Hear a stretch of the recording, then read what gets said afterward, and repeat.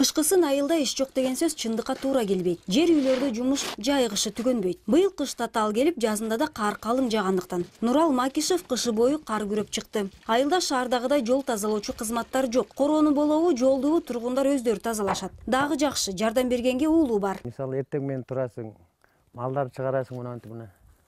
Кашегин чыгарасың, чөп саласың, богун чыгарасың.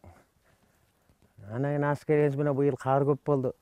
Мына кар чыгармай ошонтип эле кечке жерин жумуш бүтпөйт айылда деле.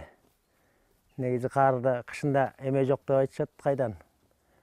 Мал кишиники негизи түгөнбөйт.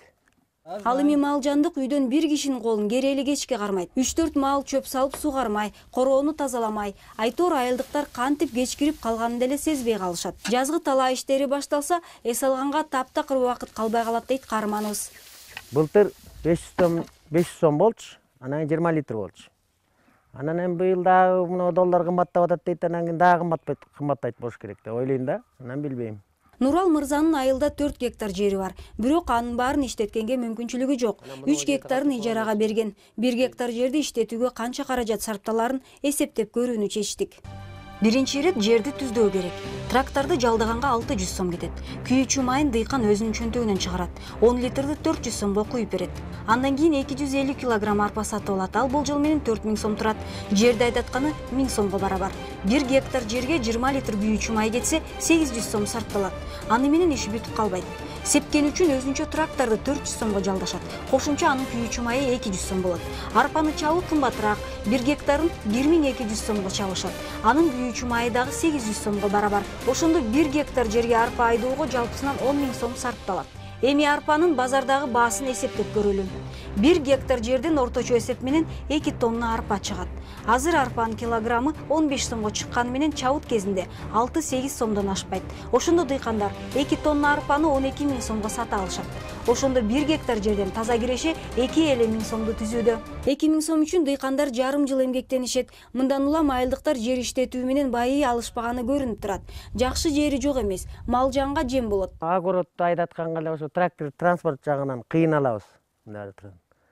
Трактор деген биз жакта асыраак негизи. Şu трактор жагынан жардам берсеңер, анда да жакшы болмок. Айрымдары жерин айдаш үчүн кредит алууга аргасыз. 15 гектар жерди айдаганга дагы майга чейин барып калып, уже кечип калып, кеч болуп, жерлер катып кетет да.